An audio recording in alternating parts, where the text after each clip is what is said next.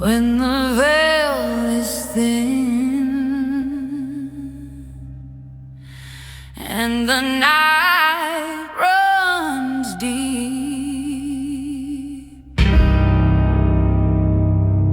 where secrets stir while the shadows come close to me, the darkness knows the path you seek, where the cold wind blows.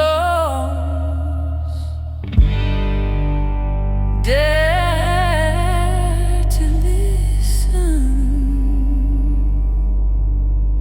Strange Darkness Radio's bonus episode.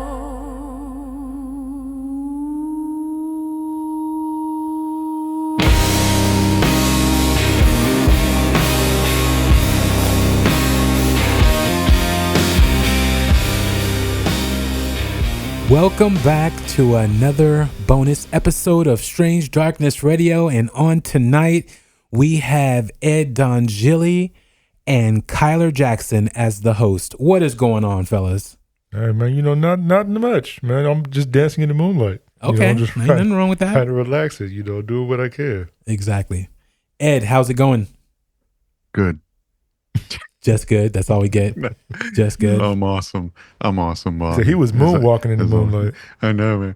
No, I was thinking dancing naked in the moonlight. No one said nothing about naked, bro. Let's keep it all above board. I'm doing well. I'm cool. good. Yeah, I'm doing well. It's glad to be here tonight. I am glad to be here tonight. That's I'm cool. Doing good. That's cool. But it's always good being with you, man. Well, thank you, definitely, both of you gentlemen. Tonight is a gentleman's night for this bonus episode. But so I just want to thank the listeners for always tuning in to our bonus episodes. Again, we keep it light, we keep it smooth, and we just keep it going on the bonus episodes. We don't really get that deep into particular subjects. We do give and voice our opinions on what is going on, and tonight we have something very special. We did a whole rundown on Ed's story and background. Now it's time to get into Mr. Jackson's, and I don't mean Michael, but Kyler Jackson. Tito. Tito. The other moonwalker. Or Randy. That's what it is. What, there's another moonwalker? Yeah, me. I'm the other moonwalker. Oh, okay. Yeah, okay, you a distant cousin of one of the Jacksons? Oh, yeah. I don't say it too loud sometimes. I don't want too many to come after me. Oh, that's interesting, because I'm actually a distant relative of the Jacksons, of Michael and the. I thought you meant Randy Jackson. Randy Jackson too. All the Jacksons. Oh, okay. That, from the Jackson American 5. Idol. Yeah. I'm actually a descendant of my family's descendants of George Armstrong Custer. Oh, nice. Oh, nice. Well, certain cultures wouldn't think so, but Well, my relation with the Jacksons, it kind of goes more back to like ancient Africa. Okay. And like that bloodline that kind of runs all the way through all of us. Oh, okay. That's pretty much my relation. So like 20 generations back somewhere along the line. So somewhere down that line, that's why I learned how to moonwalk. It was in my dreams. Nice. Yeah, it was like that. Well, I want to tell the audience out there again, thanks for listening to Strange Darkness Radio, our main show and our bonus episodes. But I do have something very special coming to you guys soon. And that is Strange Darkness Radio After Dark. Crazy shows that we don't and can't cover on the main show. The guys are kind of too scared on the bonus episodes to cover. Whoa. Don't hit me with the scared stuff. Easy there, Bob. I'm from Del Paso You may Heights. just put words in my mouth. No. I don't get scared. You forget where I grew up at. You guys have limits when it comes to Ouija boards or anything demonic, anything that's potentially hazardous to your health. Thank you. Well, see, not exactly limits, just different kind of intelligence. Well, whatever you want to call it. Whatever you want to call it. So, with that being said, we have a new segment and a show per se. Sometimes the segment may run on the main show or may run on the bonus show. But for the most part, I believe it's going to be a standalone situation to where it's going to be called Strange Darkness Radio After Dark. And that's going to be coming out pretty soon with some very interesting topics, subjects, and guests on that particular show. So for tonight, let's go ahead and get into the man, the myth himself, Mr. Kyler Jackson. So let's go ahead and play his intro per Benson. Here we go.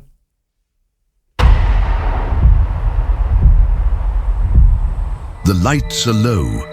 Shadows creep along the walls. Welcome to a bonus episode of Strange Darkness Radio. Tonight, co-host Kyler Jackson invites you into his haunted past. A childhood marked by chilling intuitions, pictures that moved when no one was watching, and a brush with the unknown that left him forever changed.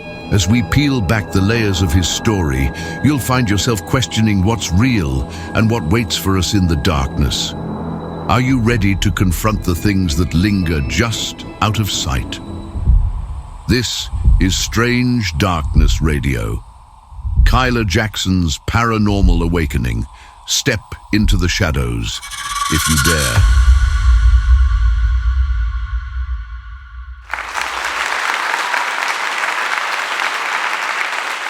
Yeah, nice. Tell Benson I said thank you, by the way. That was a nice one. Oh, for sure. He's always around. He's always Benson talks better listening. about Kyler. When Benson introduced me, man, he was like, It's because we won with the he's shadows. blowing me off, man. He's still not believing that greatest man and all that jive. So I don't know. You have to talk to Benson about that. Jealousy. You got to bring him some Guinness. That might make Benson happy then. Yes, for sure. So Kyler, let's get into your story. So everyone knows my story from the first episode about why and how I've gone down this rabbit hole of the paranormal, ghost, UFOs, all the above. Started with, my family leaving a drive-in theater, Sacramento 6 Drive-In in Sacramento, California, and coming home to something I never thought I would see or expect to happen in my household. Give us what got you into going down this path, and what was some of your first paranormal experiences? Okay, gotcha. I guess I say going down this path, it's almost been, one of those things where you just wouldn't have really, growing up, you wouldn't think about it. It'd be something you just weren't really worried about. For sure. And Definitely. then, there's like things would happen, and then, you hit your 30s, and then suddenly you're like, oh, yeah, I was always on this. Yeah. Kind of going toward this. That's kind of what that ended up being. So, yeah, pretty much from a pretty young age, I guess, I'd say. I remember my older sister, she would tell me a couple of things that had happened previously. Mm-hmm. Let me try to think. One of the ones that she told me it a couple of times about when I was about 3 or so years old. Okay. And so of course, again, my recollection, I don't remember it as well. Yeah. But there was a moment where she was I guess my family, my dad, mom, and then they were on the phone with my grandmother, my G-mama, out in Southern Cali. Okay. Shout out to Barstow. But she was on the phone with her. And, as we all say our goodbyes at the end of the night, we get off the phone. And my sister just said I was just like screaming and crying, just hysterical. And she didn't know what, nobody knew what was going on. My mom, my dad, they kind of wondered what the hell is happening. My brothers, they're like, they don't, but I'm just like, I just kept on screaming. Yeah. About my grandma, about G-mama. I'm screaming. I'm like, yeah, because they said I wouldn't shut up until they called her back. And then, they had to call her, wake her back up and everything, get her back on the phone. Mm-hmm. So I could hear her speaking until I can calm down. And then we get off the phone. And I guess my sister said that she found out later on, the next day or so, they get a phone call from my grandmother. And she was telling like the weirdest thing kind of happened overnight, that she woke up, found out the next morning that one of her neighbors had passed away. Oh, wow. And my sister was saying she felt like those might have been linked. I guess like me doing that, like something might have been going on. And yeah, coincidentally, you see someone passed away overnight as that was happening. So I guess that was like, if I had to say one of the earliest things I had heard about would probably be that. Yeah. And then, kind of going from there. So were you, was this just like an outburst on your part, or did you say anything to your sister? Well, they said I was just screaming for my grandmother, for my G-mama. I just kept on like just screaming for it. you. Okay. Yeah. Okay. Like after she got off the phone and everything, I guess some time passed. I started like screaming, hysterical, calling for her. And yeah, I guess she said that they ended up had to call her back. and like give me the phone so I could hear her talking. Then I knew that she was okay.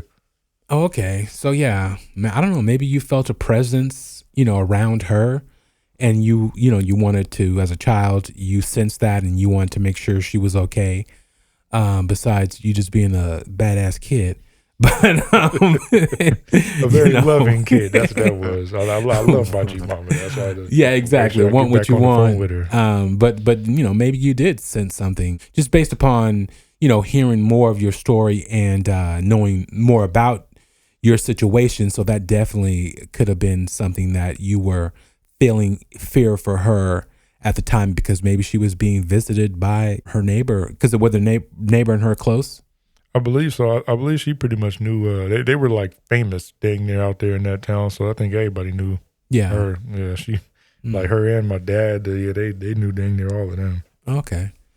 All right. What was your next experience? Yeah.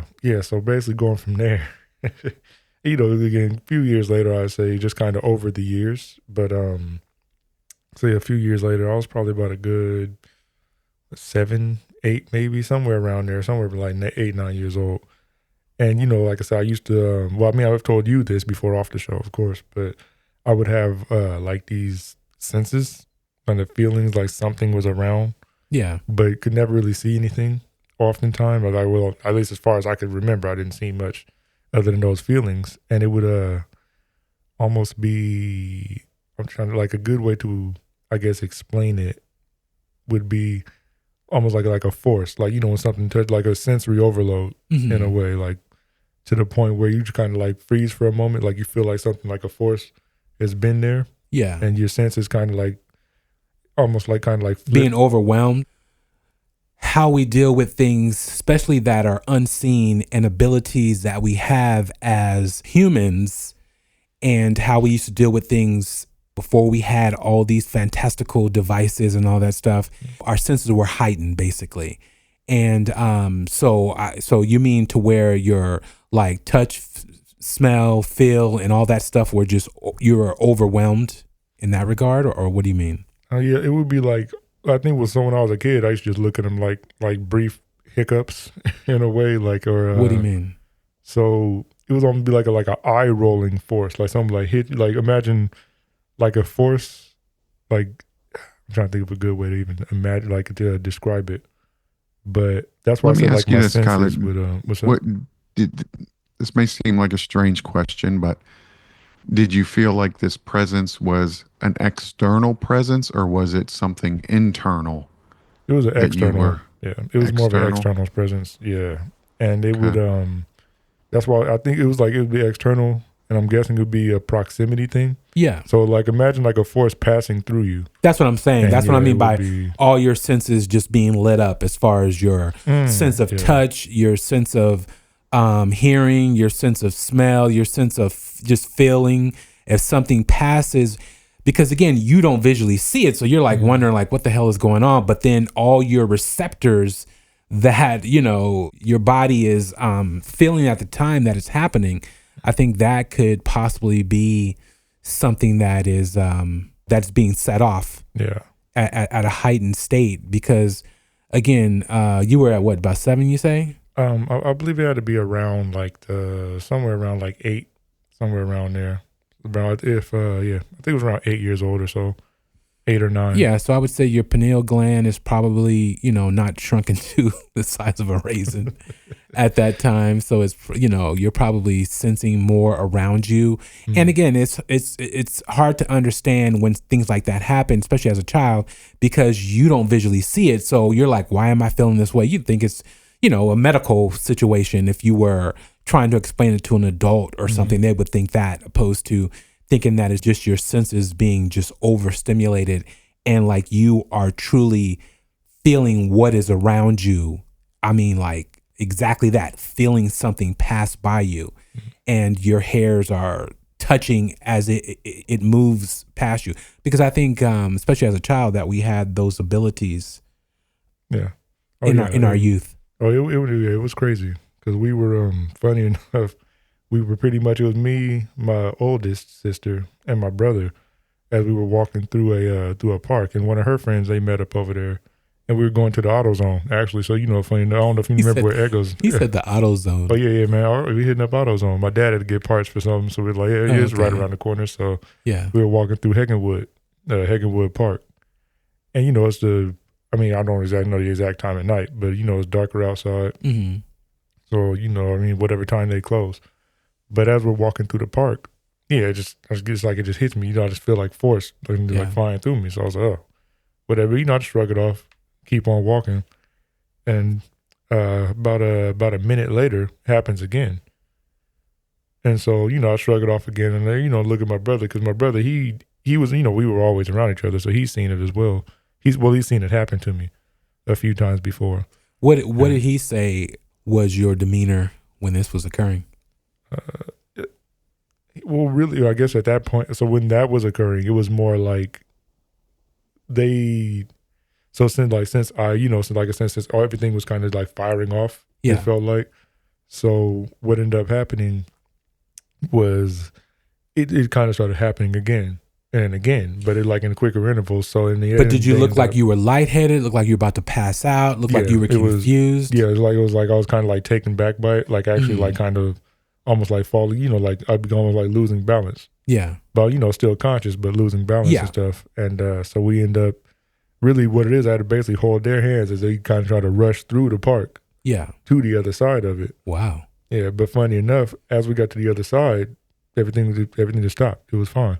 Yeah, and then we get to AutoZone, and I'm sitting there still thinking about it in the back of my head, wondering like, okay, so what in the hell was that? Yeah, like what was that? Yeah. Yeah, and so but as I'm walking through the store, I'm still, I can still kind of feel like it's like a faint feeling that I have, and I'm going through one of the aisles, and it just like hits me again. So I'm like, what the hell is it? I just have that feeling again. And so I walked back through the aisle again, and it hits me again. So it's like, I'm not sure. That's when I figured that something was there. Do you think it was something that could have been following you? Yeah, that's what I was what I was thinking. Something followed us because, like I said, once we got through the park, I was fine. We just went ahead, walked over there to the place, walked to AutoZone. We're buying the things that we needed, and it was just it was around that aisle. Like I went through that aisle. I was wondering, maybe being outside, maybe it was the smell of gas. Thinking different things it might be. Yeah. But then as we get in there and everything was fine, I'm like, okay, it couldn't have been that.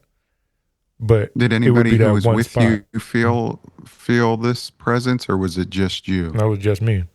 Yeah, and it was just that spot in the store. Even when I got there, I would walk through that one spot in the aisle, and I would get that feeling again. So that's when I pretty much in my mind I was like, okay, something. But you don't think it actually moved, so you think whatever it was in that particular spot? Well, I think it stopped once we got over there. Oh, okay. Yeah, because like I said, going through the park, like it entered. I was feeling this. Yeah. Then. Yeah. Here's the thing, because again, technically it could be a lot of different things. Yeah. But as far as from the ghost standpoint, if it's from a ghost aspect, when they say when entities feel they are noticed or they feel that you have the potential to see them, they will try to make contact with you. And if it's noticed that you were able to sense it, then it's like, wait, he recognized me. He that kid felt me or whatever it is, right? And then, they will track you down. They will try to make themselves aware to you.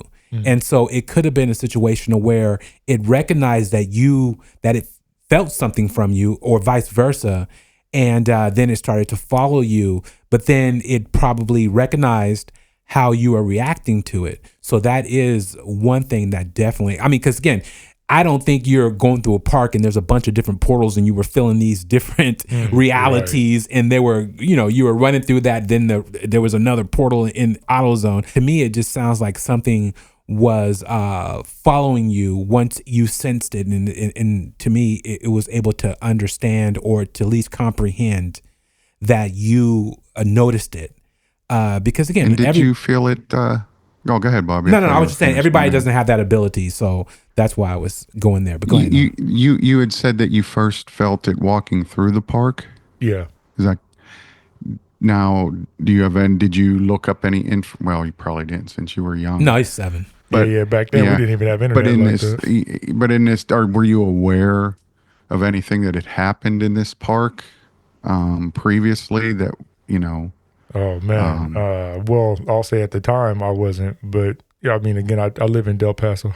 You know, I grew up in Del Paso Heights. So you know some of the stories of Yeah, those it'd locations. be some things that might have happened in the park. Oh, But, yeah, definitely. Yeah, was there things that happened in this park that, you know, murders or, you know, Well, something I that you were wouldn't doubt aware it. of? I definitely wouldn't doubt it. Yeah, but, based upon his age, I would say, you know, because even homeless people, unfortunately, pass away Yeah. through the night in parks and stuff like that. And especially people are really depressed. They go to these locations for either for solace, just to sit and think.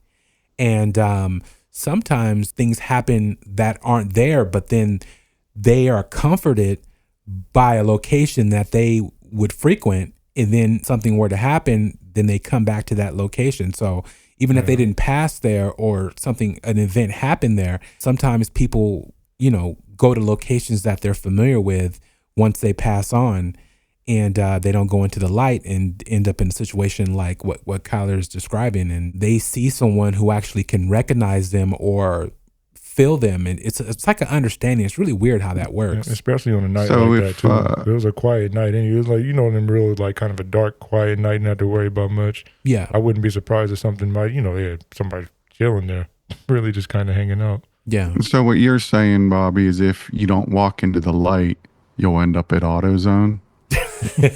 No. You'll end up at a park, and then you'll find a kid that is going for car parts like Kyler. Yeah. His dad sent him for a battery that he couldn't carry back, and Ghost thought he'd tag along to help. So I think it's shoot. probably a situation like that. But Well, that's wouldn't mind that. what caught my attention is when he said he walked through the park. yeah, Well, you know, obviously a lot of hauntings are the residual energy. exactly. Did I say that? Residual? Residual. Residual. Residual. There we go. I had one too many Guinnesses. Residual. No worries. Residual energies from, you know, but like you said, people who just go to these places because they were familiar while they were alive. Yeah, And so, you know, Yeah, that they go to these places and because it's the familiarity. yeah, And so if they do, you know, because obviously some people are more in tune to pick up on things like that. Mhm. And so if you're walking through an area, I mean, it's like what Gettysburg, all the, you know, residual energies and all of that. Some people walk through there and, I mean, they see a lot. And then some people can walk through it and they're, you know, oblivious to anything really. yeah. Exactly. That's true. Very true. Oh Very yeah, true. and then, you know, of course, and like we said, as we left the store, even it was, I mean, everything was fine. I mean, of course, to get back home, we walked around the park. Oh, so But- that you didn't want to go back through? Is that Oh yeah, I wasn't going back through there. So did you fight your brother, or he just knew to, like, you know, nah, something happened, something's Oh yeah, up. yeah, they pretty much, we all kind of just agreed. We were Oh, like, 'cause okay. it was four of us, and But we you all were just kind of telling him you were agreed, but- scared and you don't want to go back through the park. Oh no, I was telling them I'm not going through the. Oh, okay. I was like, I'll meet y'all at home if it's that bad. I mean, Yeah. I'll just go into a full sprint and just Yeah. run all the way home if I had to. Yeah. So yeah, but either way, we all pretty much just kind of agreed, like, yeah, we're not going through the park again after that happened. Just Did like, you ever go through the park again? Oh yeah, I used to play in the park and everything. Yeah. You know, kids, you Yeah, forget through the over daytime time, and you know, as everything, time yeah. goes, you know, it doesn't dawn on you. And Oh you no, just- to this day, I still don't just be trying to go through there in the dark. Yeah, but in the daytime, I definitely have been. yeah, number but you of times. start questioning. I know, because again, my stuff had, you know, started at very young as far as what I saw. But then that first week, I was traumatized like crazy. But then as time goes on, you know, you just start playing with your G.I. Joe with the Kung Fu grip.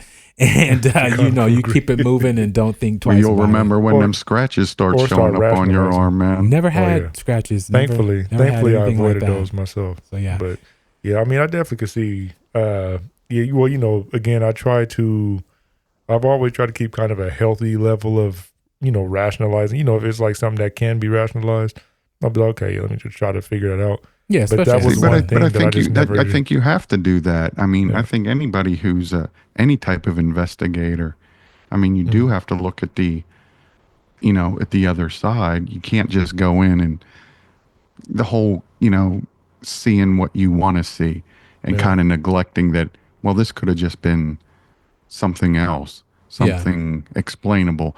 So I think when you go into any investigation, you have to think about, well, is this just an explainable occurrence that happened? Yeah. And try and find out if it was. I think even also kind of around that point was, again, like one of the reasons I wasn't too terrified really was it's happened before. Like it was happening even before that. That was just one of the, I said that was the time that kind of stuck out the most.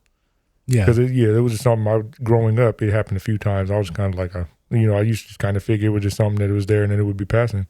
Mm. But then, when it happened like that, it was like, okay, yeah, this might be something different. Okay. Or someone different or something. Well, let's go ahead. On that note, let's go ahead and take a break. And when we come back, Kyler will tell us about other paranormal situations that he found himself in as a youth. We'll be right back.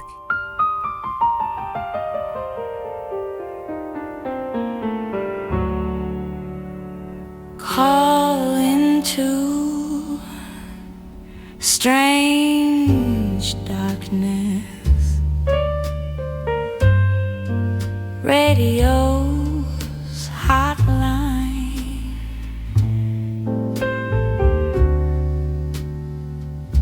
We are waiting to hear your story. Call now. 916-741-3032. All lines are open. That strange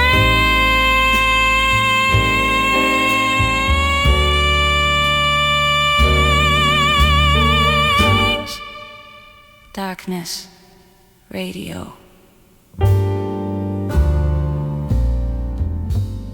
Okay, we are back with Kyler Jackson, the bonus co-host of Strange Darkness Radio, and he's telling his paranormal stories and what got him chasing rabbit holes and strange things in the dark. Oh yeah, a lot of strange in the dark too. Exactly. Yeah, light skinned and strange and in the dark at the same time. Okay, the stuff is wild. But yeah. So, what are some of the other things that happened to you? Yeah. Growing up. So yeah, aside from that, so funny enough, that actually it slowed down over over time. Just getting older, last time I even remember something like that, like a feeling like that even happening. I was I think I was a freshman. I was like 13 or 14. Mm-hmm. Last time I remember that happening. Walked by a house. It was just like some empty house and just like felt something and kept going. After that, I stopped briefly, looked at it and kept walking. So you just got a bad vibe from this particular home? Not even a bad vibe. It was just similar being when I was at the park those years ago, the years before, and then it happened. And I just kind of felt that as I was walking around that house, but then just kind of kept on going. Yeah. On my way home. But aside from that, I say it was some more standout things that would kind of happen. Well, because it's just funny thinking about it now, of course. But so my other grandmother, my mother's mom, when we would be over there at her house occasionally, because she lived right across the street from us, we go spend the night occasionally and do different things. But there was always something about that house. I'm not entirely sure what in the world it was, because not like it was just a bad house, really. Yeah. But it always just seemed like something was there. So it would hit certain types of the night or certain times of the night, and I just didn't want to get up and go anywhere. Like I was like, if I'm laying down, I'm just gonna have to hold it till I wake up, because no matter what, it was just certain areas around the house, especially I didn't want to be in. Like the upstairs bathroom. No matter what time of day it was, I hated being in that upstairs bathroom. Like it always just felt like I was up there one time. I had to go number 2. And I'm like, okay, God dang it, all the bathrooms He didn't are taken. just say that on Strange Darkness Radio. Yeah, man, I had to go number 2, man. It was real. I was like, dang, I got to go number 2. Damn. So I was like, let me get up here. And then, all the bathrooms were taken. My grandmother wasn't letting nobody in her bathroom. Yeah. The other one downstairs, somebody else was in it. So I'm like, God dang it. So I go up the stairs. And it was nighttime too, which made it even worse. So I'm like, oh, man, I don't want to be up here. Yeah. And as soon as I get up there and I'm like, I'm getting ready to do what I got to do. I got to do. So I'm like, okay, God dang it. And like, as I'm getting ready, and you just feels like something is there. Like, you just feel like eyes on you. And one thing I don't want to do with eyes on me is that. So I'm like, this day. So you felt like you were being watched. Yes. Yeah. Something, I felt like something was like there. Like something was actually watching us or watching me. Rockwell. Is it Rockwell? Always feels like somebody's watching me. I felt like No, anyways. I definitely, funny enough, that actually was one of my favorite songs. Oh, okay. Following those events. Man, I saw the billboard. He's actually out here in Sacramento, either at Thunder Valley or Hard Rock, one of the two. Oh, yeah, we got to go out there, man. We got to go visit. Pay a visit to him. But yeah, no, it was definitely something with that place. And, sometimes it would be a thing of hearing footsteps even, and not even knowing. Let me ask you this though: as a child, have you ever heard of any, the family members or your grandmother talk about any stories or situations that occurred in the home? Oh no, my grandmother. That grandmother, she was. I don't want to offend any of our Christian listeners. Please don't do that. But she had a different type of hardcore. So she had crosses on every archway in every door. Oh no, not even just that. It was just she was a very, she was a very Christian oriented, but not to that. Like she had a lot going on, I guess. So. Well, but here's the thing. I mean, what are you saying? You're saying that she was into religious artifacts, or she was. Oh no! It's just a practicing. She was just like Christian, really hardcore about like when you would be talking to her even. That's what I mean. And everything was about the Bible get this right and do this and. Well, but here's the thing. But around the house, we didn't really have any. Like she didn't have much of those. Yeah, the like crosses and everything all over the place. So it's her word. She was the one always preaching the Bible and giving the word of the Bible, when she felt it or needed. Ed does that from time to time, which again I appreciate. Yeah. But I can get going, baby. Nothing wrong with that. That's a good thing. But here's the thing, Kyler. A lot of people, because my grandmother was the same way, but she did it because there were things happening in the home that she never would tell the kids about, which I was one of those kids. She would rebuke certain things that she felt coming around or in that were making themselves known, and she was feeling their presence. So she would always have certain passages of the Bible to expel those things that were occurring. So maybe some of that was happening because as a child, and again, certain abilities and certain things pass down through, certain relatives and everything else. So maybe you just happened to be one of those kids that was able to, get her ability, and you were sensing that. Well, I won't just say she claimed it. I mean, not to say it in a negative way. Yeah. But she would mention a number of times, like she would like kind of throw out the word out. Yeah, she's psychic. She would have dreams, or she would have visions of different things. And so yeah, she would say that occasionally. Now, of course, at that age, trying to figure out, thought she was just rambling half the time. Or she just kind of saying that if she had a dream about so and so, or she did this. But then again, like I said, once I started having, I had like those feelings or whatever, I was like, okay, maybe she might actually. Yeah, there's something to what she was saying. Yeah. Well, did you ever talk with her about it, or did she ever say anything to you? Not really. No. I mean, aside from like we said, she might have a dream about something, and it would be about somebody. Like when my mother passed away, she said she had a dream about her, or something like that. But oh man, we didn't really talk too much. They have dreams like that. Yeah, we didn't really talk much about that. I guess about any of the feelings I would have had. Yeah, but it was more like what age were you at this point? Around that point, that was just kind of intermittent, just kind of going through the years. So that would have been still around like the just 6 to 10 to 12, 13, like just. Oh, okay. Like to this day, I like funny enough, I'll still have dreams about the house. Oh wow! I'll be having a dream, not even a nightmare exactly, but it'll just be a dream. So I'll be dreaming about the house. Like something would be, Like, I go to sleep and I'm either in that house or the other house that I used to live in, oftentimes in those dreams. That's interesting. Yeah, and of course, yeah. Do you like, go back to the house? Oh no. She sold that house and gave that to a whole nother group of people. Yeah, but now, do funny enough, you- the old house that we lived in, I went over there a few times. The other old house that we were in. Yeah. But yeah, no, the house that she used to stay in, that's like a whole nother. They're neighbors who we don't even know like that. Yeah, So you've not tried to even go up and like walk by it on the outside to see if you still get a feeling? Oh, no. So funny enough, I didn't really have. Yeah, no, I just never really ended up trying to walk past that house often. Yeah. But I never really ended up walking around that house like that. That was just once it was gone, and once she had sold it and everything, like it was going out to family, I just kind of left it alone. But yeah, just those feelings, like I said, like just that, like imagining whatever it was that would be watching us in the house. And then, anywhere with that, the different footsteps that I would probably hear, and I wouldn't be able to tell if it was my sister or something else moving around there. And then there was this one time being there, and I'm not sure what in the world it came from. I remember I was up the stairs, it was there, it was a quiet day. I think I was just kind of there by myself, really, with like her and maybe my brother or someone was there. Okay. I remember going upstairs, and I went to one of the closets in the guest room, I think it was. And I don't know what in the world. What did you find, man? Well, so it was just like a crap ton of gnats. What? Like I opened. Yeah, I opened. I think I opened either the dresser or the drawer. Not the drawer. Oh, I'm going toward the closet, and I opened it up. Okay. And like these things just come flying out.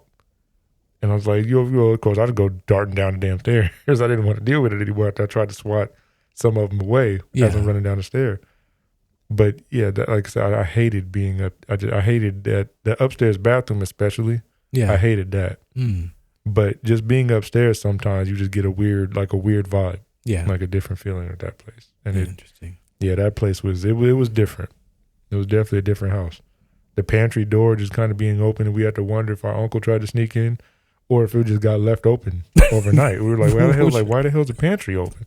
Like, your uncle's a night crawler, man. Like, what's happening? He also lived there, but it was like we would like kind of wonder, like Everybody blames the crazy uncle, man. man, we didn't know what was going on. But he would say he didn't go in the pantry, Yeah. and it's like so we can figure either he's lying or he's telling the truth. And it's like, well, if he's telling the truth, who the hell opened this? Like, why is the pantry door just open? Yeah. But like I said, it would hit certain times of the night. When it was bedtime, I did not want to get up and go do anything. Like, So obviously you were sensing something in that home. yeah. Whatever age you were like, something's not right. So that's interesting. Oh, including my niece. So funny enough, one of my nieces, the oldest one, because she refuses. Cause I've asked her over and over to tell me this, so I can, cause I was going to try to bring it here too. She refuses to talk about it because she said she saw somebody. She actually saw someone. Oh, okay. In the home, and she said she just refuses to speak on it because it freaked her the hell out. She was done. Wow. Once that happened, but because I told her, I was like, I told her, we were talking one day. I'm like, I always felt things there, but I never seen anything. She was like, she saw things. She was like, she hated it. She was like, no, she does not want to be there. Yeah. So there definitely was something going on at that home. Yeah, I think my brother even said he might have seen something there or felt something once or twice. Like there was something. Yeah, something happened there. Okay. That was definitely. Well, let's get to the picture frames. What's the deal with the picture frames moving? Oh yeah, so funny enough, that was actually in our old house. Yeah. So remember the house I told you, the other house I would still have dreams about sometimes. So this was again, I think I had to be like, about like 11 or so, 10 or 11 years older, somewhere around there. And I remember, being there one night, pretty late night. Yeah. And as I'm sitting there playing, funny enough, you look back enough, we had a Nintendo 64.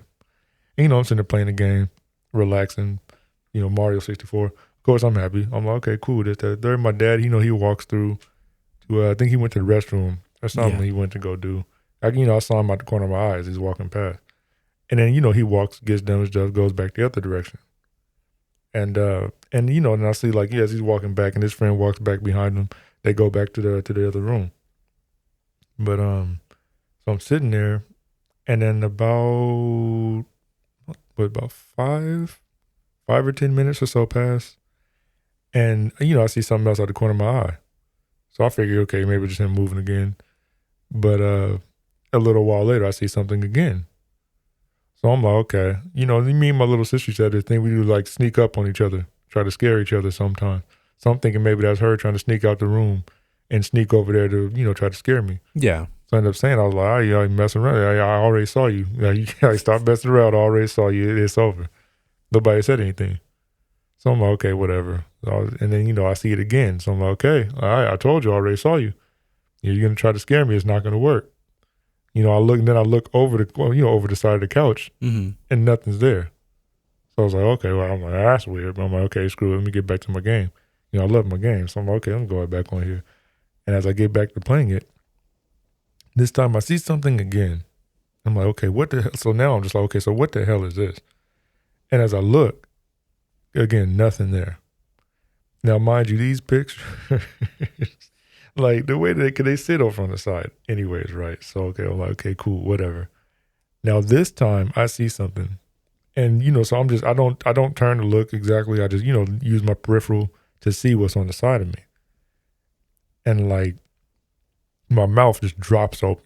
I'm just like, wait, I'm like, damn, ain't no goddamn way that I'm seeing what I'm thinking I'm seeing. And so I look real quick and nothing's going on. And so I'm like, in my head, I'm like, I know. I'm like, I just saw this portrait. I just saw this portrait of me, my picture.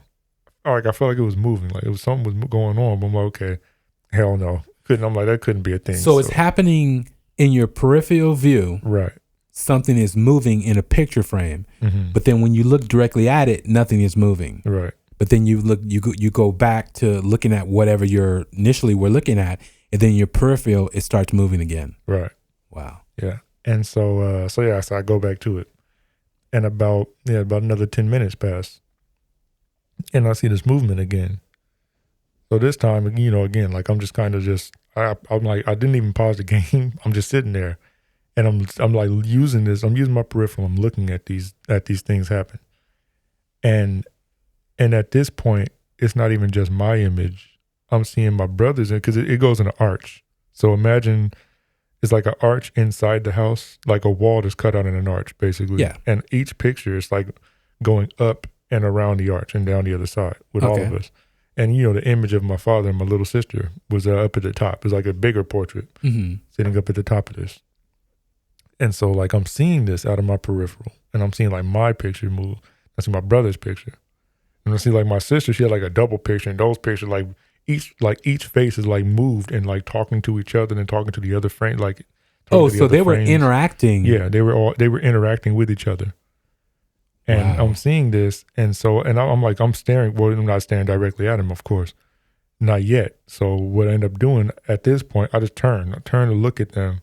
Because again, I figure, okay, it'll stop when I stare at it. Yeah. This time it didn't stop. Oh shit! And I'm looking directly at these images as they're all just they're talking, interacting, and I can even hear it's like a what's the word? An inaudible, a whisper. Then I'm hearing this and I'm hearing things. Holy and snaps. It's some hype. And I'm hearing all these different noises.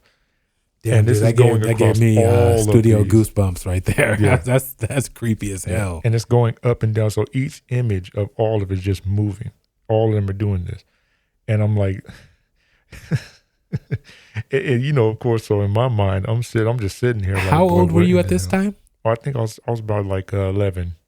11 or 12, somewhere around there. Yeah. So what were you thinking? Were you thinking to run? Were you scared? Oh, I was just thinking, ain't no goddamn way. Yeah. I was like, boy, ain't no way. That was my first thing in my mom. Ain't no goddamn way. I'm like, what in the hell is this?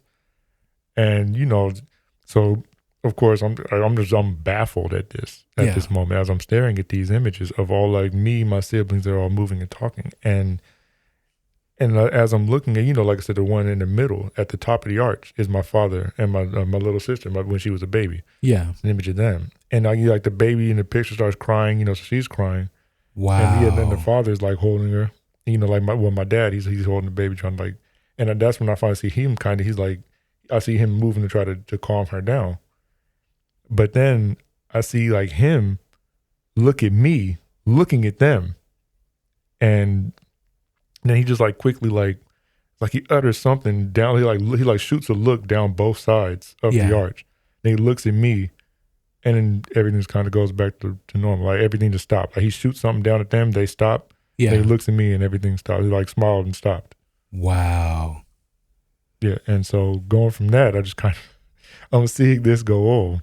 Wow. And I pretty much figured this must just be it is about that time to go. I'm done for the day. So. Wow. I mean, again, here's the thing. I'm saying I would have done this and done that. No, I've been in this situation where I saw something that was totally unexplainable and I was just shocked, stunned, couldn't move, and my brain is trying to process what it was trying to process. So I can only imagine. It's so funny. Normally I would say, why didn't you run out of the house? I would have run out of the house. No, actually I wouldn't, because things like this has happened to me, and I've just been shocked and stunned, and just looking at whatever. And damn, that's incredible. Did you scream? Did you call for someone to come into the room? Did you? Oh no, I didn't do anything. I was watching as it happened, and in the end, I ended up going to bed. I was like, yeah, this is just too much. I went to bed. I was like, I'm done. I'm done for the day. I'm done, or I'm done for the night. Yeah. End up going to bed. Did you check on the people that were in the photos, your sister and your dad? And oh yeah, they were all asleep. Yeah, they were all still. Well, again, like my dad, he was over. He was in the back room. So I'm guessing he was asleep at that time, or by the time I was seeing that. But yeah, everybody else was asleep. And then I ended up going to sleep, and I woke up, and my brother, he's over there on the couch playing the game. By the time I wake up, kind of like I ended up falling asleep in there. Did you say anything to him once you woke up and saw him playing the game? Oh yeah. He was kind of like, he was like, well, what the hell? Like, what the hell are you talking about? Yeah. And he just figured, oh yeah. How older is he than you? 3.5, about 4 years older. Okay. Than me. Yeah. And so I ended up bringing that to him. So funny enough, I brought it to my dad also. Mm-hmm. Well, kind of, because so my thing was I didn't want to terrify anybody. Yeah. Like I didn't want to scare the hell out of anybody. So I ended up asking my dad, and I was like, "Yeah, Dad, did you and your friend, did you guys see anything? Yeah, yesterday, did anything happen?" And he's just kind of like, he looks at me, he's like, "What are you talking about?" I'm like, he was like, "What friend?" I'm like, the friend you guys were over here in the room last night. Didn't you guys go over here?" And he was like, "Yeah, wasn't nobody here last night." Yeah. And so I'm sitting here, I'm thinking to myself, like, I know I saw somebody follow him through the room. I'm like, yeah, I could have sworn I saw it. So, but again, like being that age, I figured maybe he just didn't want, he's an adult. Yeah. Y'all don't need to be in the grown folk business. Exactly. There's one thing. I used to get that a lot growing up. Yeah. Stay out of grown folks' business. But then on the off chance, on the other chance of him just literally just telling me like nobody was here. Yeah. Like he didn't have anybody over last night. And I'm sitting there like, okay, so if you didn't have anybody over last night, yeah, then who the hell did I see walk into that room with you? Like I just thought it was a figure. I would say a shadow was falling, but again, it was already dark, so he dang near looked like a shadow walking there. So in the end, I'm like, okay, so yeah, who the hell was that? Wow. He was walking there behind you. And of course, as I tell him this stuff, but because we talked again about that when I mentioned the images, I didn't mention it till years later. Yeah. And I mentioned this to him. And he even asked me, he's like, well, did you feel, it's like, would you feel like something negative from it? Or I was like, I didn't really feel anything negative. It was just, like I said, it was shocking. It was a stunning thing to see that happening. And he was like, well, in the end, it's kind of like, we're like, whatever energies and, whatever was kind of given to those things. And as they were talking, and then the image of, like he tried to decipher what was kind of going on, even the image of himself. Yeah. Looking down and everything, kind of seeing me, like he looked like literally looking at me and then seeing how my reaction.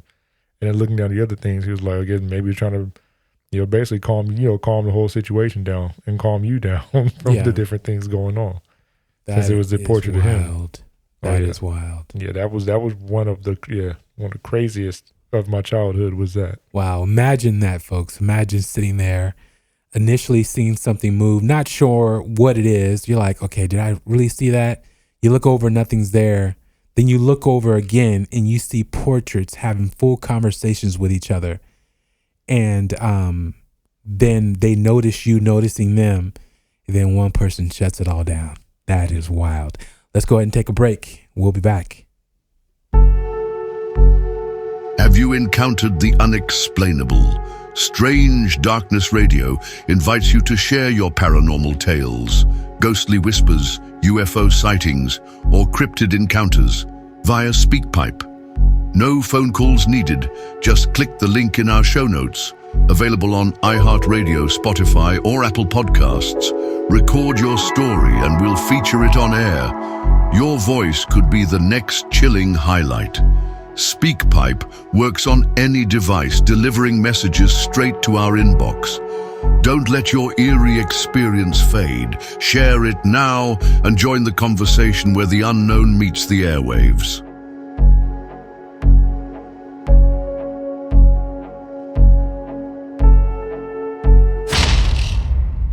Yes, just like you guys heard Kyler's story, please email, call in, use SpeakPipe. As you press it, it will work directly from your phone or your computer, and we would love to hear your creepy and eerie stories because, dang, picture frames in the night. I don't know, man. I would have to take down all the pictures in the home for a couple of days, weeks, or something. I don't know. What do you think about that, Ed? You're eerily quiet tonight. I'm just listening, but I'd be taking them things down. I'd probably take him over to Marley's house and give it to her with the mirrors, man. That's funny. He's referring to our mirror episode, which you guys definitely should have heard by the time you hear this. But yeah, so what do you think that could have been, Ed? Just some type of energy that was moving throughout the house. Is it possible that Kyler could have been manifesting these things as they were taking place? Well, I mean, I think that's a possibility. Also, I mean, this is where I'd like to get into finding out like histories of homes, of houses. Yeah. Because is there a presence there from a previous resident? Mm-hmm. That sort of thing, without knowing the history, and now you kind of just left to theorize and ponder, well, what could this have been? And nobody in your family, Kyler, has ever said anything to you about having similar experiences? In that house, no. But yeah, in that house, we didn't really hear anything similar from anybody else, unless they just ain't told me nothing. So we it could be a possibility, but yeah, they never told me anything about the other house. The my grandmother's house. Yeah, we all have had something in that house. But yeah, it's hard for adults to tell kids about paranormal or ghost hauntings or what they believe is occurring because one, you don't want to scare the kid, and let alone traumatize your grandson or your child. Part of so the reason why not, though? I mean, you say why not? I'll tell my grandkids stay out of the basement. There's a ghost down there. I'm dang.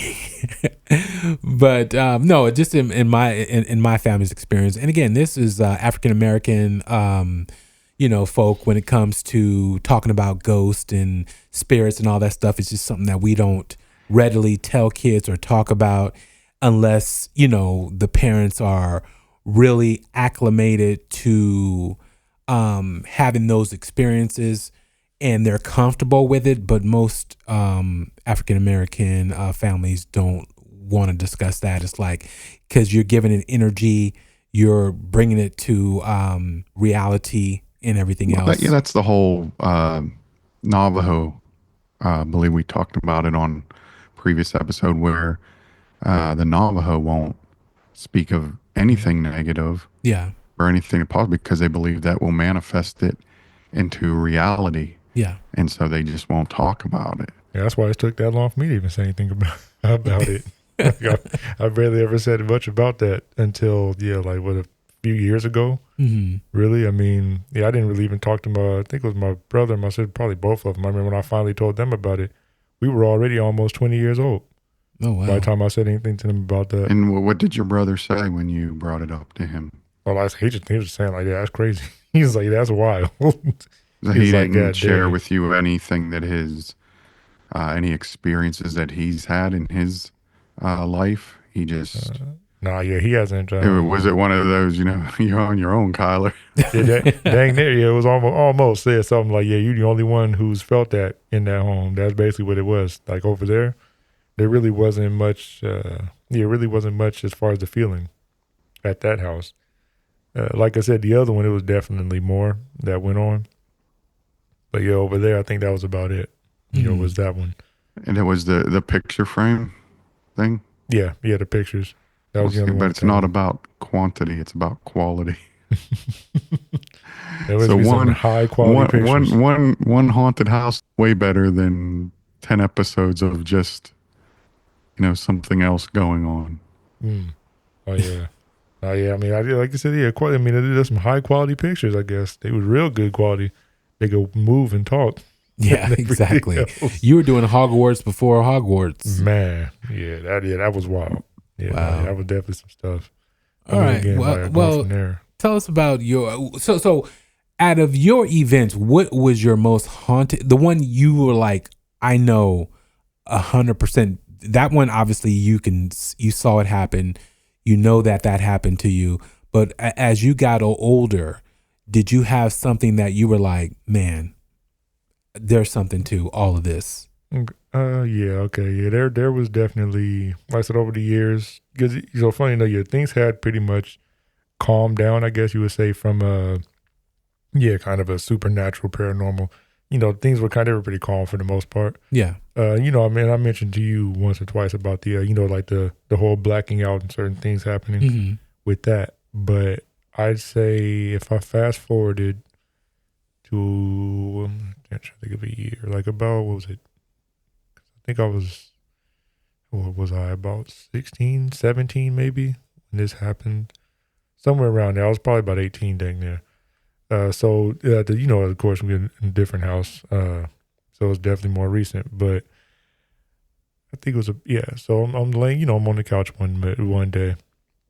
Didn't really have much else I had to do. So I was like, okay, screw it. I'm going to go ahead. I'm going to take, like the post nap after the nap that you usually take, So I was like, Ed knows all about that. Again.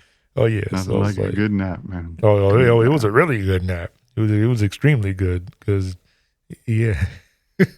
So what ends up happening, as I'm taking this nap, I was like, okay, I get all nice and settled into my couch and all this feels, it feels real good. I'm happy. And then, I'm like, I'm asleep, but like something starts kind of happening with, I start feeling kind of this, I'm just kind of hearing this noise in my ears, like, like what do I usually call it? This like that never ending frequency. It's like that real low for, you be in a quiet room and you always hear that one like thing. A tinnitus? Dang near, a lot of people have said that, yeah. So I guess you could say it's something similar to that. And I'm hearing this, but I'm like, whatever. It was a quiet day. I figured that's just what it is. And like suddenly again, like it's like a different level of aware. Like, I just like, I'm more aware though, as I'm laying here, when you like half sleep. So I'm laying there, I feel like I'm like half asleep. I'm like, okay, whatever. And as I'm chilling there, and suddenly like my feet, like I feel like this tingling, and like around my foot, like around my feet, and things kind of start. It's like a vibration, so things start to vibrate a bit, and I'm like, okay, what the hell is that? And as that's happening, which it's happened before. I've had that happen a few different times before that. So I would just kind of go ahead, and I just kind of would shake it off. Like I usually just shook it off, whatever, and then go back to sleep. This time, as this is happening, it's going going on with both legs, and I feel like it's progressively rising. And I'm like, okay, so what the hell is that? And as this is happening, the noise in my ears, it goes from that low frequency to like wind, like imagine like an industrial fan or something, like a turbine almost in your ears. And I'm like hearing this, and it's like in waves, almost like combining the ocean with a fan, or something. And I'm hearing this go by. And then I'm feeling this in my arms after that. So I'm like, I couldn't move my arms anymore. And it's like progressively just going up, getting louder and louder. I'm hearing this. And I still can't move. So at this point, I'm thinking, okay, something's going on. Something's wrong. I don't know what this is. Yeah. Like, because usually I'm just shaking this off. I'm like, something's wrong here. Mm. As this is happening, though, just suddenly, it's like just loud bang, like a gunshot or like a bomb or something. I don't know what in the world it was. Wow. Yeah, like it was so loud. Like I thought somebody kicked our door down or something. Like I thought somebody was in the house. Yeah. That's how loud this bang was.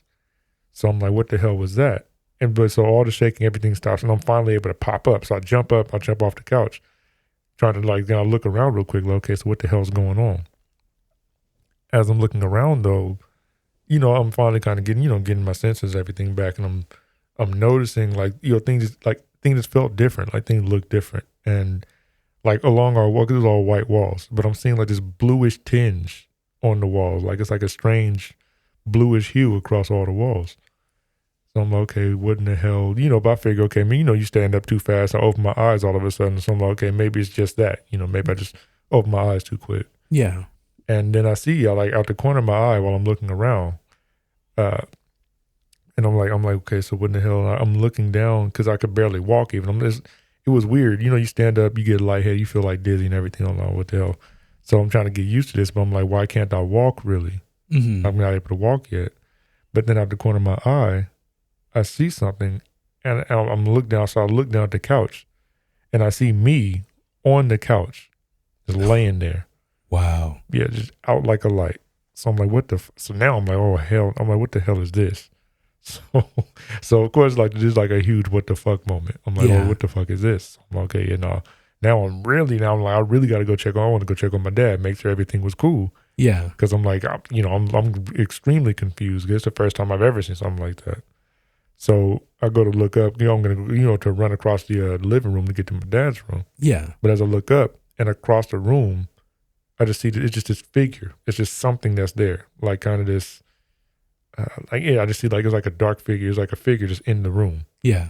And of course, I don't know what this is. So now my next thought, my immediate thought is, okay, I can't beat nobody ass like this. I need to freaking, if I'm going to fight, I need to get Yeah, like because you're not your body. You're like you've had an outer body experience. Like you've popped out of your body is basically what was going on when you were having that feeling. When you heard that sound, you actually popped out of your body.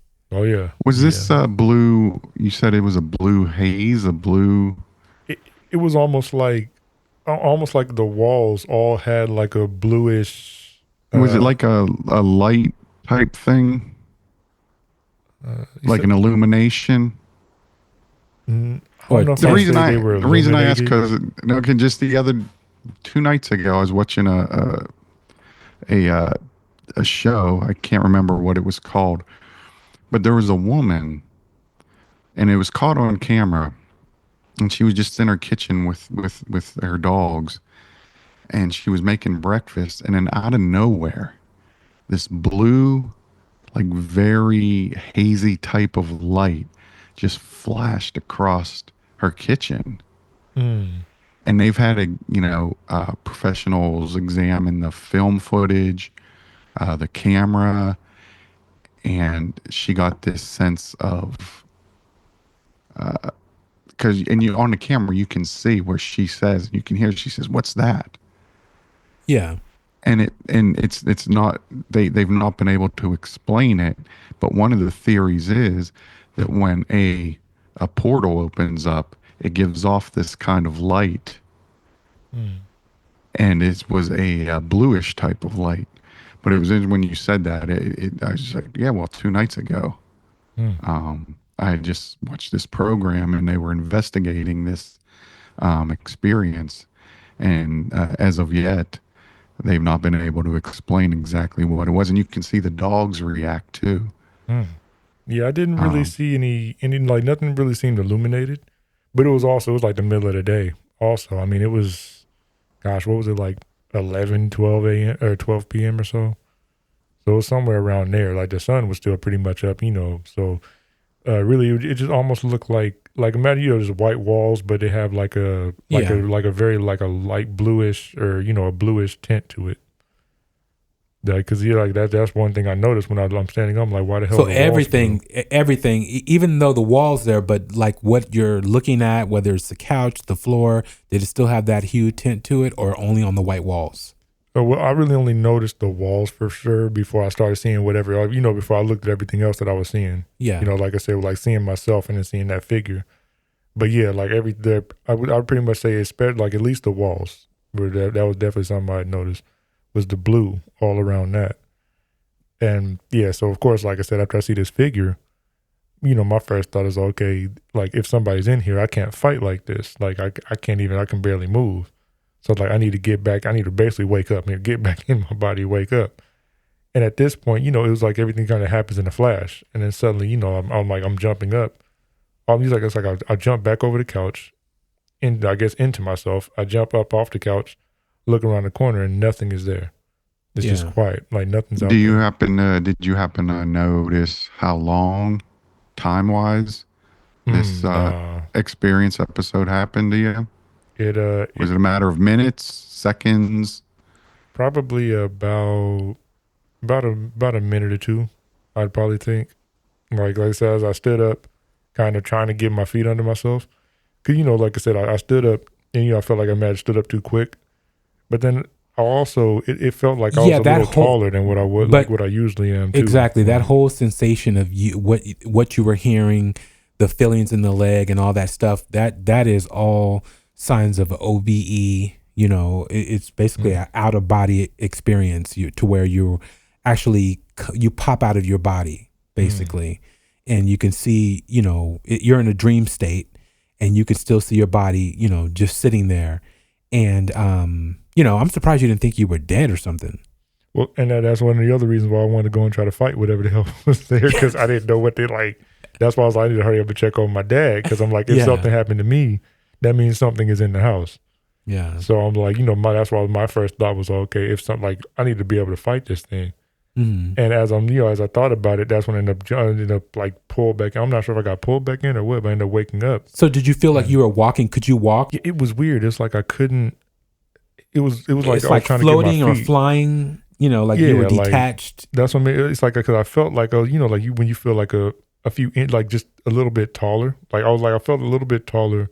And like I couldn't, it was like learning how to walk again. Dude, this is exactly an OBE. I mean, it like crazy, to where they say you have vivid sights and sounds and sensations, and that things feel realer than real. Like it's hyper realistic, and you're describing like all of that. Oh shoot. That's wild. Oh yeah, it was definitely crazy. Especially when like I said, when I asked my dad finally after I got up. And I was like, did you, I haven't even asked him, did you, like, did somebody come by? And he's like, yeah, no, nobody was here. Because then I asked him, with the vibration and stuff, like, it was such a violent vibration that I was feeling. Yeah. Like, I really thought it was an earthquake going on. So I even asked my dad, I was like, was there a quake? Like, did you feel anything? He's looking at me like, no. Like, what are you So you never about? made it to his room then, though, right? Well, after I woke up, I did. I got but I'm saying, but because you were saying when you were out of body, you were going to try to get to his room, but then you couldn't. And so you're like, I need my body to fight whatever's going by him, right? Yeah. To go into his room. So let me get back in my body, which, because some people even can wander off, dude. That's like astral projection. I mean, there's a lot of things, but I definitely think it's definitely an outer body experience.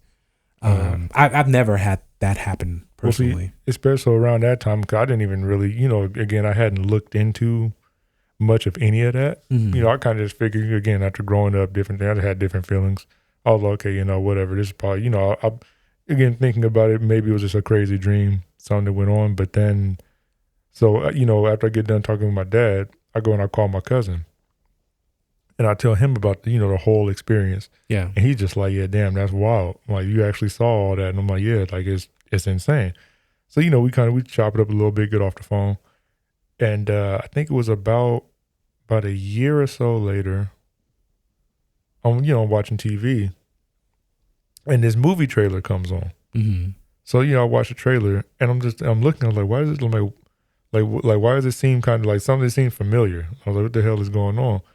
And then it clicks, and I was like, oh shit! So I called my cousin, and I tell him, I was like, cousin, like go watch a trailer for Insidious, and then call me back. And he goes, he watches it, and he calls me back, and he instantly's like, cousin, that shit sounds just like what you experienced. like the dream you told me about, that while back. Yeah. And I was like, ain't this about it? Like, he was like, yeah, the color that they like, the color in the background, this. He was like, that shit sounds damn near just like what you said you were seeing. Yeah. And I was like, ain't this about it? Damn. And that was pretty much at the point where that's when I really started starting to look into a few more things as far as paranormal. Like lucid dreaming. Yeah. Do you ever have lucid dreaming? Funny enough, I don't often get to have many dreams where I can just control everything that's going on. Like usually by the time I gain control, I wake up. Like if I gain control over a dream, I'll wake up. Oftentimes I can't. See, that's what I was going to bring up is the lucid dream, because they're doing experiments now where they believe that they can have somebody who's in lucid dreaming and kind of out of body actually control the dream itself. See, I think my brother said he's actually been able to do that. They'll be able to control themselves, not only going out of the body, but being able to control themselves to go back in. Yeah. And to wake themselves up, which is pretty weird.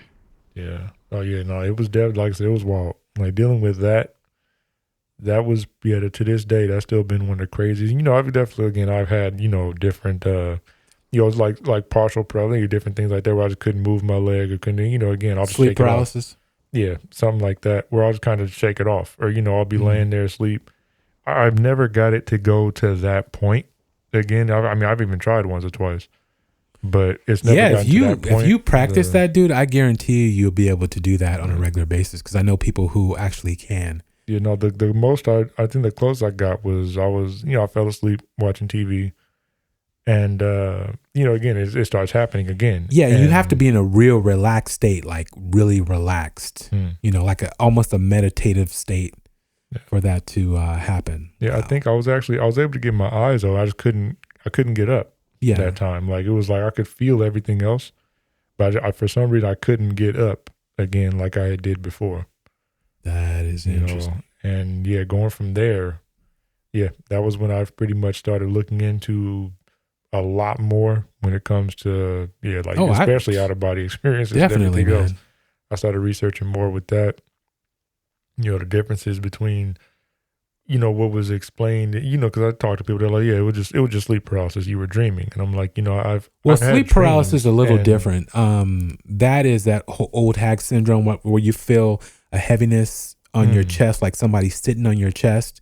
Yeah, and sleep paralysis is an out of body experience. So. Yeah, exactly. That's what I'm saying. Yeah. You're able to look around, but you're not able to move, and you feel a weight on your chest. So that's totally different than an OBE or lucid dreaming or any of that stuff. And thankfully, I don't recall. I don't think I ever had that. The whole the chest, like a pressure on my chest. I never felt that. It was always, the other. Yeah, and everything you described is exactly how it works as far as the sensation that you feel in your limbs, and then that sound, that whooshing, a whooshing noise or an ocean or a blowing noise, and then it's a big boom, and then that's when you're like pulled out.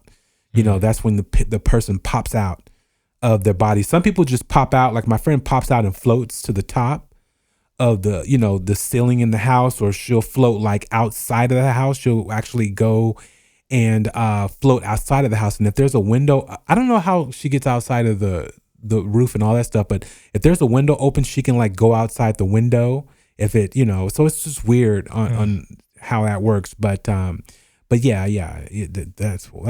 incredible. I mean, imagine having control of that. Yeah. Hey man, you start meditating and doing those practices, I guarantee you'll be able to do it at will and be able to control it. It's an interesting thing. But what would the benefit of that be? You're able to see different things, like that entity that he saw. you're able to see. Now, again, if you want to see that type of stuff, some say that these are beings that are just out there like normal, fish in the sea and, things that are a part of nature and a part of, our existence. And, but you're also able to travel. You're able to see different stars, galaxies. You're able to, go into space. I was going to say theoretically, or just when you think about, I guess I'll say even philosophically, but theoretically, they mentioned that the mind, the consciousness, the spirit, it all exists on the spiritual realm, while we, the physical body is just on the physical realm. So the spirit, your consciousness, in theory, it could actually travel, like you mentioned, different galaxies, dimensions, even at different points in time. But again, that's not our realm until it is our realm, when our physical realm is over.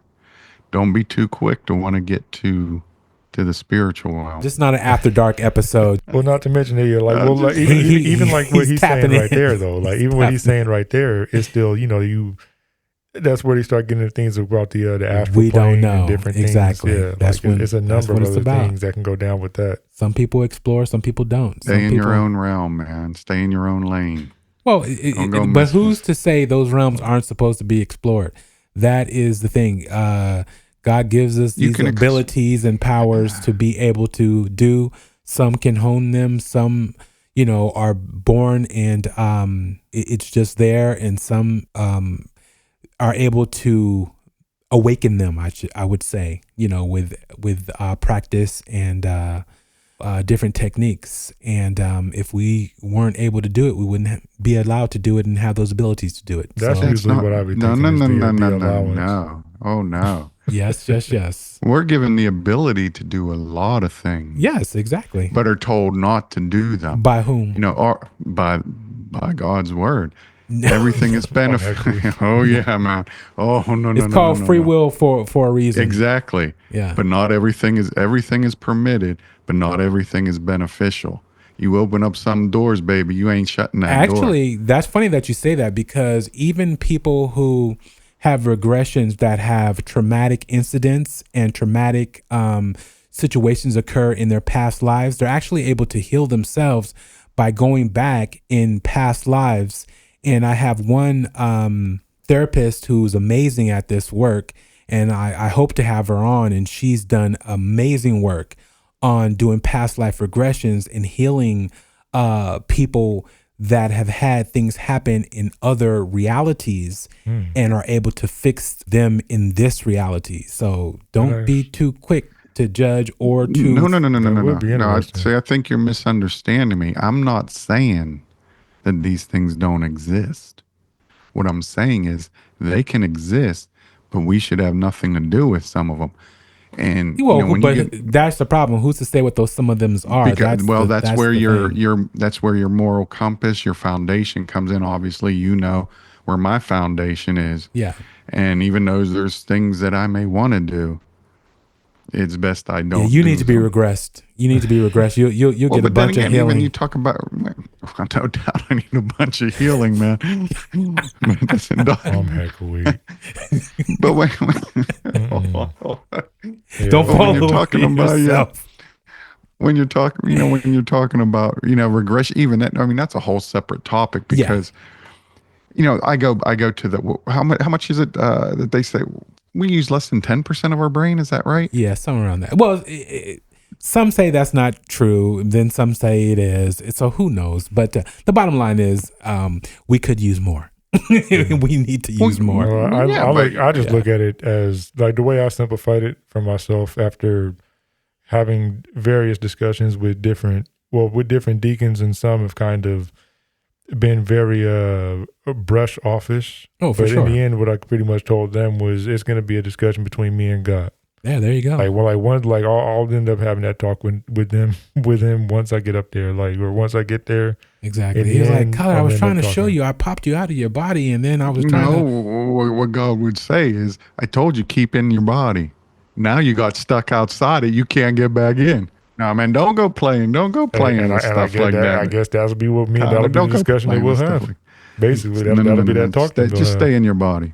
The discussion, I mean, stay away from that stuff, man. Every time you drink a Guinness, you have an going, outer man. body experience. I'm But heck I've never, No, that's an inner body experience because I feel calm and, I've never had any alcohol experience. That's why they call it spirits for one. But any type of aided help in this reality when it comes to that. Well, see, but I agree with that. personally. I don't artificial stimulation where you get to the point because then you can't even tell what's reality and what's perception and. But who's to say your one Guinness to another person's 4 Guinnesses doesn't put them in whatever state? So who knows? Well, because no, don't you end this show right now? Yes, we actually are ending the show. But again, more to come on. Oh, so we're gonna end that one. On his preaching. On Ed's spirited spirits. But again, yes, Ed is right though. We don't know what's out there. But again, if you're brave enough, or if you find yourself in a situation where you're exploring, and again, it ain't like Kyler set out to do what he did. Yeah, I was gonna say that this was just something that just kind of that was happened there by happenstance. Like by and again, there was a number of times again when I spoke with the deacons about certain things. Yeah, and then suddenly the devil was this, and it's like, for sure. well, I'm going to go this way. Exactly. Because I don't need exactly what's it's always like, I'm going to go happen. ahead and go over here and I'm going to go talk to somebody who's not the first thought in their mind is going to be that. They can actually sit down and talk to me about it. Yes. Hey, baby, As opposed he to walks around like a roaring lion, or like seeking whom he may devour. Or when I bring up with one of them, and I talk to them Ed will about, throw those passages out. when I talk to them about the various deja vu moments that I might have, and they're like, "Oh yeah, no, it was the demon." It's yeah, like, okay, exactly. well, I'll tell you what. What's what's scarier than deja vu is what is it? Jamais vu, which is like deja vu is what is it? Unfamiliar. That seems familiar, whereas jamais vu is the opposite. If you don't it's something. I have to throw a Jackson reference. Parlez-vous You don't français, man. Parlez-vous français. No, jamais vu is the opposite of deja vu, which to me is a lot scarier because so now that's you got a problem. Now you have a problem with deja vu also. No, man. Deja vu is a thing. Okay, well I'm just checking. But obviously deja vu is a thing. We all have deja vu. No, he just told you the pastors were telling him. I'm having deja vu right now that I had this discussion with you and it turned into a big argument. Actually, this is not an argument. This is a discussion, spirited discussion, and not even spirited. And I don't see no Guinness either. What's up with that? It's right here. Oh, but okay. no, so see now just in these last 5-10 minutes, we've touched on like 10 different topics. Yes, and we will visit all of those topics at a later point in time.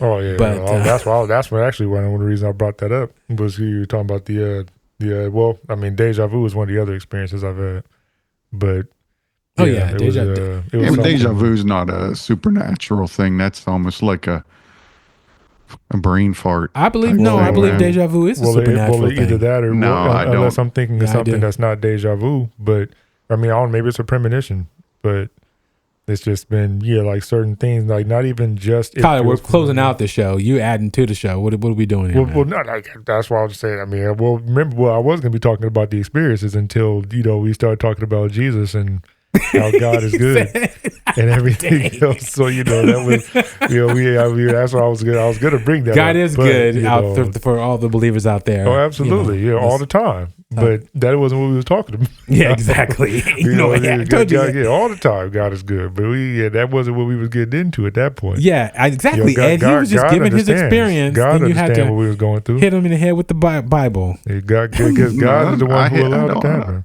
I was just letting them know, stay in your body, man. Stay in your body. So I'm not surprised at the deja vu. Next time when you get ready to pop out of your body, Kyler, tell yourself to stay in your body. Yeah, I'm gonna go visit Ed. Like I don't have care. some deja vu. I'm gonna go to Ed's I know house. Ed told me something about staying in my body. Ed's gonna drink another Guinness tonight. He's gonna pop out his body and be like, "Oh man, I had the craziest experiences."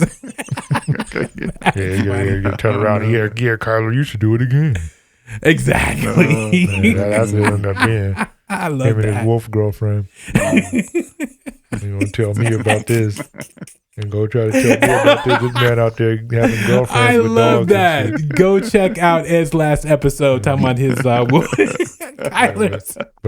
got him. But going to sit there and say that about me. I can't have premonitions and none of that stuff. But yeah, if I have a premonition, it's the devil. I'm sorry, He y'all can have laughing in your wolf women. ear. I had to.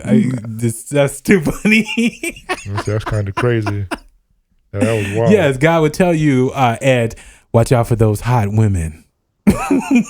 You are exactly right, baby. You are exactly. He tells all of us that. Oh, Don't be that's too ensnared, funny. man. Don't you be ensnared. That's too funny. Anyways, yeah, so that was Kyler's experience. I'm so sorry. I haven't laughed. I don't think I've ever laughed like this on a show. Hey, But you're welcome. You got us here now. yes, That's fine. exactly. That's hilarious. But again, we respect everybody's belief and everybody's faith and everybody's way of things happen, because we don't know how and why these things happen, and for what reason Kyler had this particular experience. Did you get anything from it, Kyler, that you would say something was trying to show you something? Or I just believe you were in a really relaxed meditative state, and exactly what they say, and millions have reported on how it actually happens, the whole lead up to it. You explained it exactly how they say it happens, and then it occurred and you popped out of your body and you were able to experience that. And I think that's just what it is. But do you think there was anything that something was trying to show you, your own self was trying to get you to understand something, or anything particular? I can't really say as far as that. I mean, I definitely, again, after I calmed down and everything, I was more relaxed if anything else. But Yeah. I can't really say for sure that I had really gotten much out of it other than just that exciting moment, really. Just kind of again, the whole eye-opening thing of me even getting down into more of the, research as far as paranormal and different things. So I guess it was something that opened the road to where I am now. Yeah. And being on a show.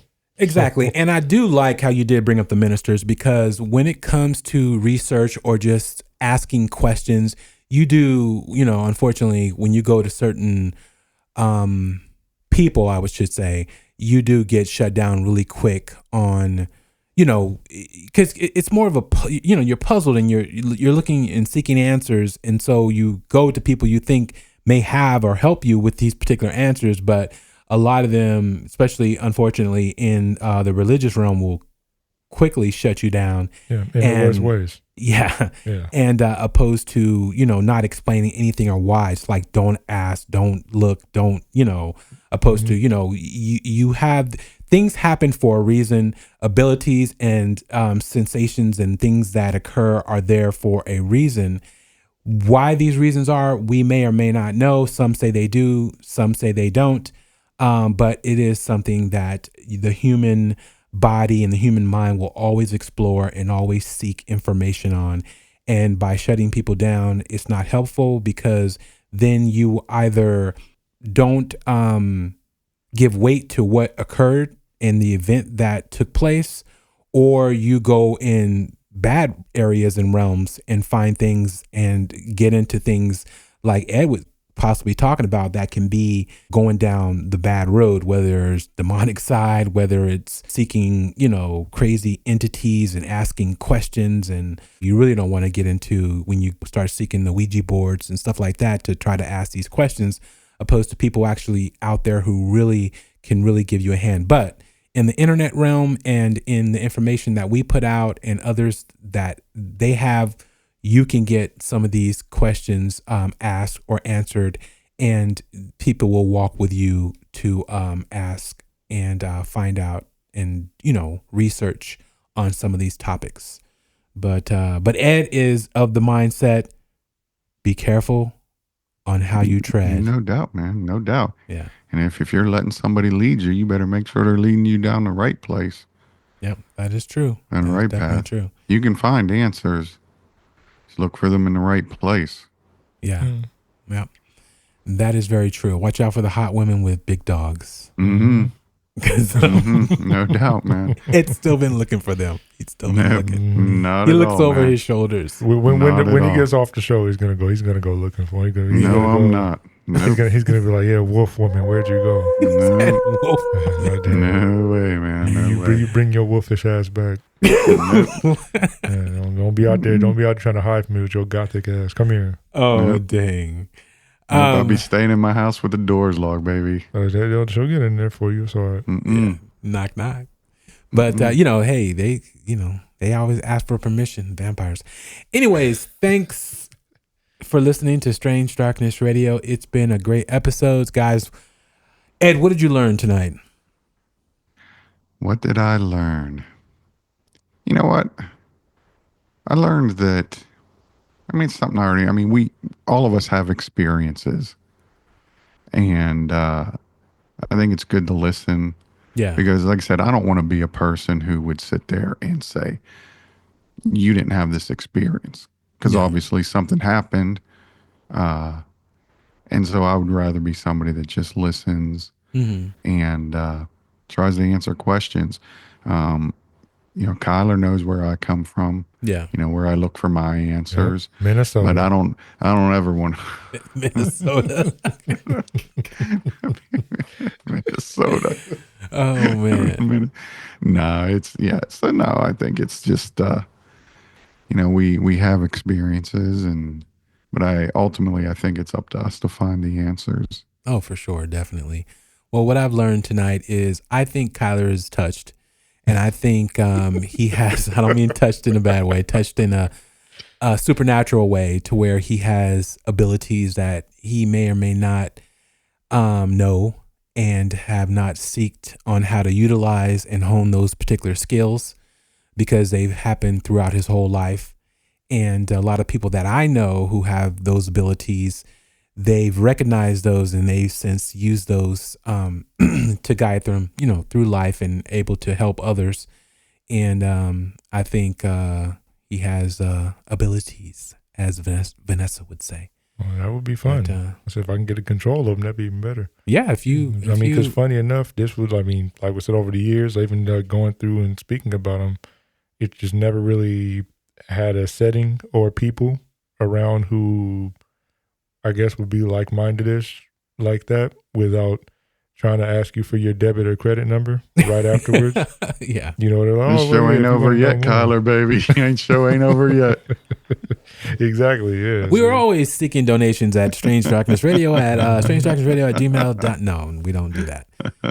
This show will never go behind a paywall or to pay to listen to us. No, we're here to help and here to, seek and find answers. And if you guys have anything out there, you can always hit us up at 916-731-7. Wait, I'm forgetting. 916-741-3032. That's your call after midnight number, Bobby. You ain't supposed to give that out publicly. That's after dark, actually. That's a whole. You can call now for your tarot reading. Yeah, that's Bobby. I can't be part of that show, man. We will have that actually. On upcoming show, we do have Vanessa doing a tarot card reading. But that's a story for another day. But definitely hit us up at 916-741-3032. You can leave a message up to 3 minutes. If you don't complete your story, you can call again, leave your story as needed. I will stitch it together and, hope to have you on the show. You can also hit us up at strangedarknessradio@gmail.com. We would love to hear your story. Have Benson voice your story, even though Ed hates on Benson from time to time. I don't hate him.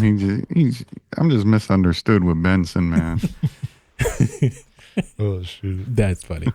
But yeah, definitely come on and tell your story. We'd love to hear y'all's stories out there. We know you guys have a lot, and we would love to hear them. All right, I think that is it for the night. Great bonus episode. We're going to get some more back and forth between all three of us when it comes to beliefs and spirits and how we get to certain destinations, because everybody has their own thoughts and views, which are amazing. And that's what we want. Thank you. I try. And we come from a good place when it comes to all of this. And, again, we want to hear from you. Right, Ed? Depends. What do you Yes, mean? we do. We want to hear. We want to hear regardless. Well, I don't need to be mocked. I'm heck with Yes, please No, mock it's him. always good. Yeah, call and share your stories because it's always fun to talk to people and get their experiences and kind of, explore new ideas and all that. So, it's It all helps you good. grow, keeps you well-rounded. That's It where I does. look at it. Exactly. And we all should be well-rounded individuals. Oh, yeah, I've been working on that myself. Not when it comes to weight, though. Oh, well, it's too late for that. That's kind of late now. All right. Okay. Well, Kyler, I'm gonna let you go ahead and sign us off. And, Oh yeah, man. All right. Well, yeah, it's been a nice night. I didn't bring my pen, but I can sign people off verbally. I can go ahead and just speak it out there. So yeah, man, just like I said, call in. Give us any of the good, even juicy good stories, like the good stuff, like wolf women and other things like that. Like bring everything in. Ed would love to hear your spectrophilia stories. Yeah. So yeah, man. Yeah, just call in. Hit us up. We'll be around 24/7, except for the days that we not. And yeah, man, just stay black and keep up the good work. I don't think everybody can stay black, Kyler. It's in the spirit. That's supposed to mean. It's in the spirit. That's what it is. Happening. When we on BET, he said stay black. We are probably one of the most popular black hosted paranormal podcasts. So I will, say thank you for the listeners that listen out there and everything else. Stay Italian, baby. There you go. We're representing all races and creeds and remember colors. where we all but come from. You're okay. the brothers okay with don't really do paranormal podcasts, and so that's what Kyler was talking about. I guess I'm gonna take it. That's what he was talking about. I don't know what's happening. That's a lot. So I'm just on here to add some credibility. Exactly. Damn. Oh man. All righty. And again, that's why this is a bonus episode. I'm not cutting any of this either. So just for the record, Yeah, it is y'all what are it in for a is. long listen. Every Yes. piece of it. Yep. Okay. So again, Kyler, are you done signing us off in the Yes, black yes. entertainment realm? Absolutely. Like Okay. I said, yeah, and at least, at the very least, if you can't stay black, just keep up the good work. That's all you got to do. Just keep up the good work. And that's all you need to do. Don't let nobody tell you that you got to do more. Just work good. And keep up that work and make it good, as long as it's good work. Oh my God. I might have to cut some of this. I don't know. Anyways, we'll see. All right. This is your host, Kyler Jackson, Bobby Washington, Ed DonGilli. We are out.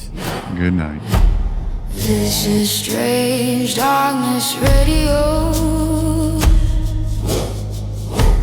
This is Strange Darkness Radio. This is Strange Darkness Radio. This is Strange Darkness Radio. Calling all the strange, the things that can't be explained. If you're scared or run afraid, the monsters and the saints, to find your own escape, tune into the Strange Darkness Radio.